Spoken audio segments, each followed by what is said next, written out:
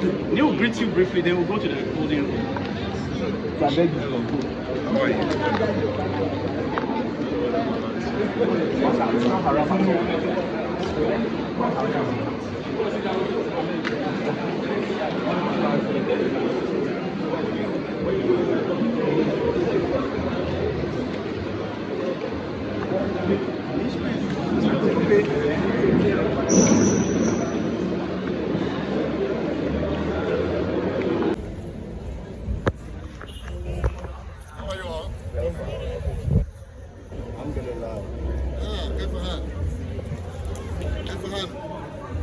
You don't speak Arabic. You brought yourself.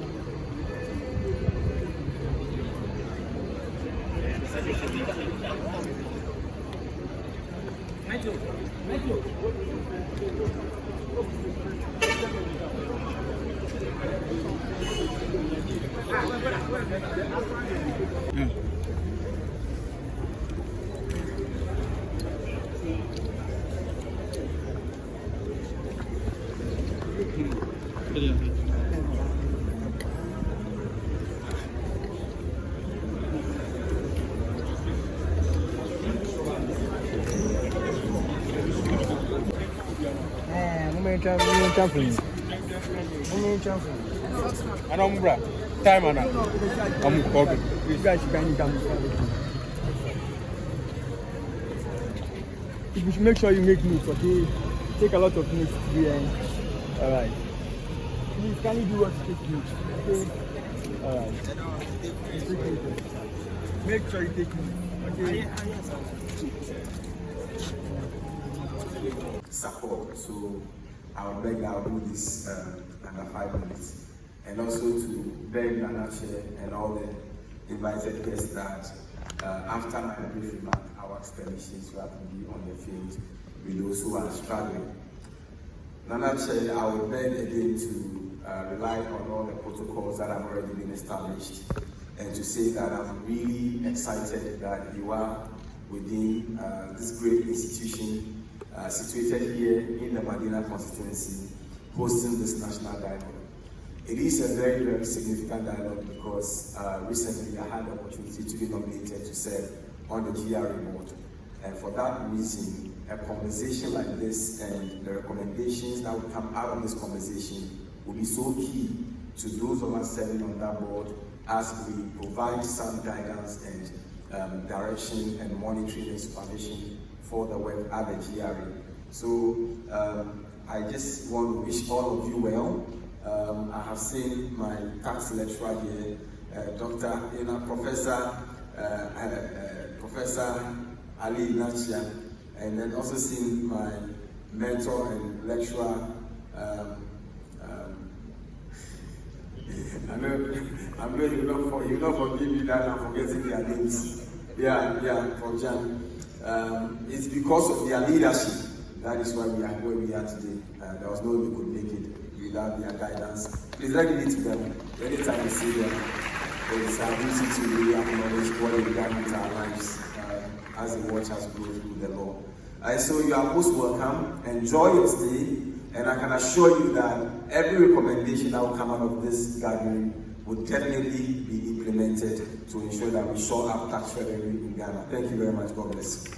Thank you so much, Member of Parliament for Medina, Francis Javier Sasu, and thank you for doing it under 5 minutes. Another round of applause for him. Now, this is refreshing because for the first time this afternoon, we are going to hear from a woman. I thought you'd clap for that.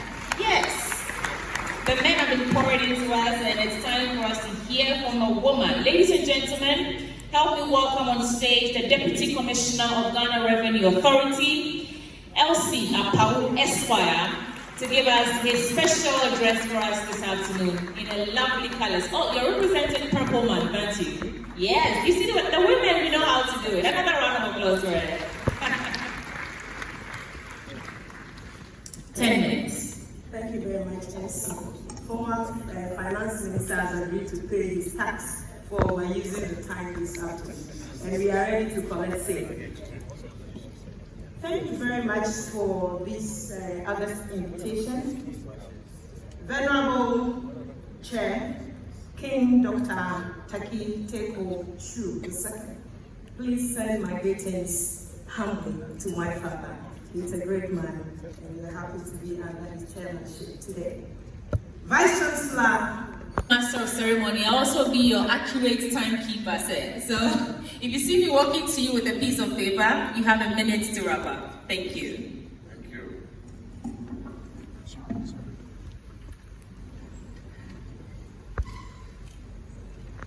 I saw my professor walk in. Welcome, Prof. Thank you for the opportunity to address this crucial national dialogue on tackling tax revenue leakage. I would like to extend my gratitude to the Vice Chancellor of UPSA, Prof. John, and the organizers of this event for bringing together the finest brains in our country from academia, government, and industry. Let me especially acknowledge the chairman for the National Dialogue on Taxation, His Royal Majesty King Dr. Taki Teko Chu II. My father, former President of the Republic, His Excellency John Kuffour.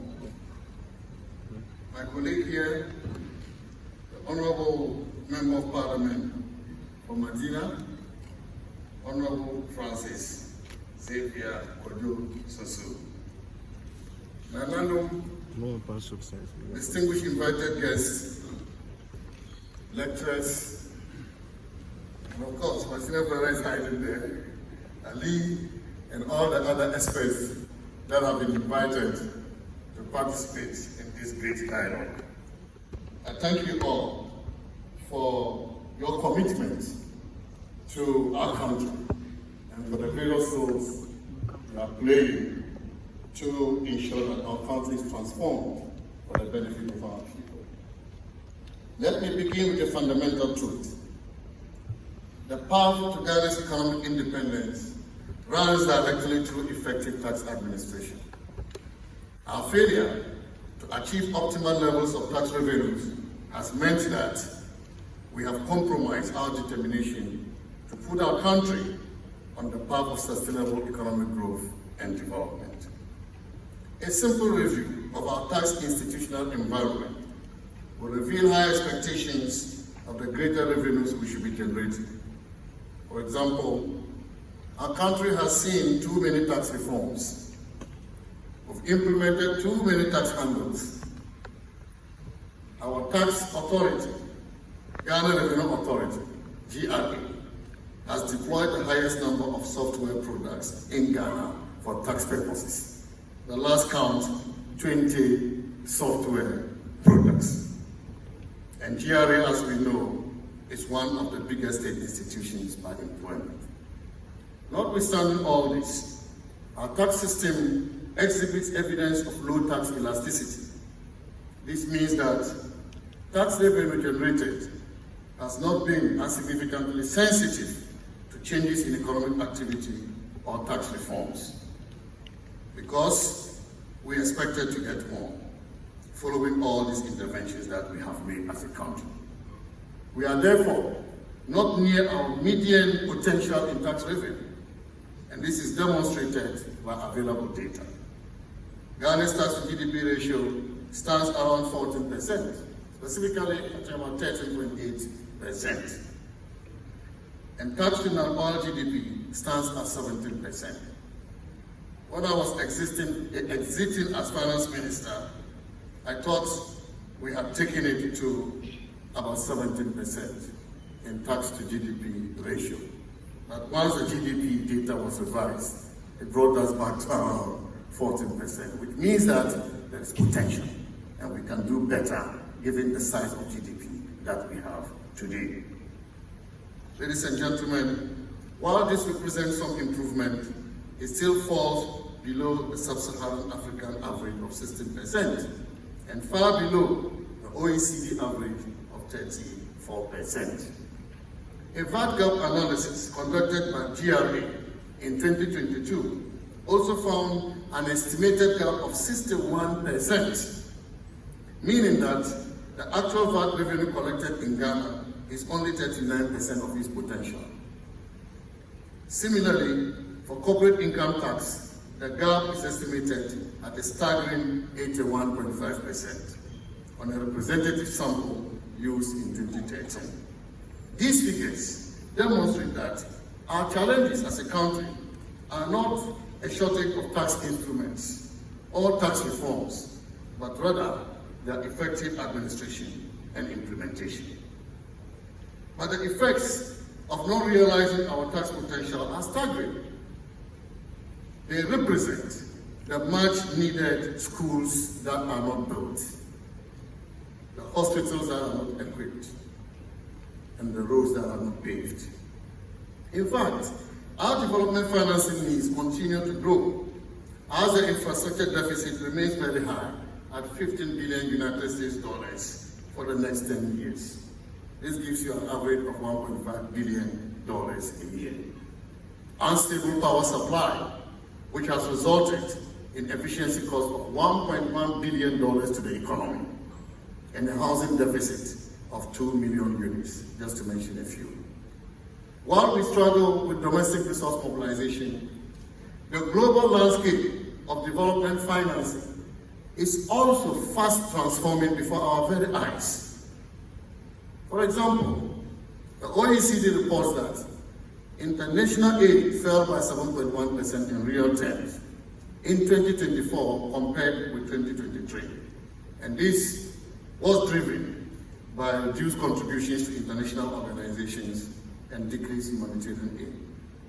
About one half of external inflows in 2024 to sub-Saharan Africa came from official development assistance, of which nearly one quarter came from the United States of America, and same from Europe. The future of ODA flows is uncertain as the US is reviewing its entire foreign assistance program.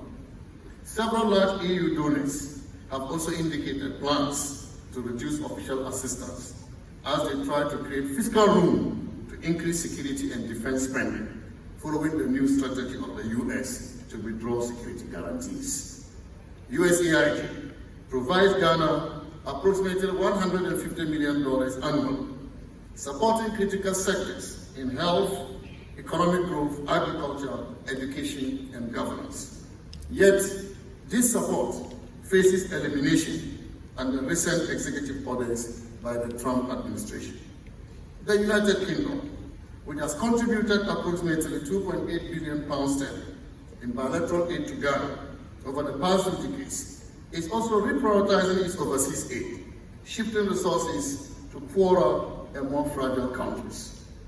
This has already resulted in significant reductions in bilateral aid programming in social sectors, with education and health seeing the most significant cuts. Moreover, ladies and gentlemen, we operate within an environment where approximately $88.6 billion leave the African continent through illicit financial flows. Altogether, the developed world is becoming increasingly protective. As the global north turns inward, we, the global south, particularly in Ghana, must tend towards prioritizing domestic efforts and mobilizing resources and prudently managing these resources for the betterment of our people. Our revenue sources, tax and non-tax revenue, bilateral loans, and borrowing from domestic and international capital markets remain woefully inadequate to finance our growth and development. Particularly, as we exit the club of debt-distressed countries, through our successful debt restructuring, which resulted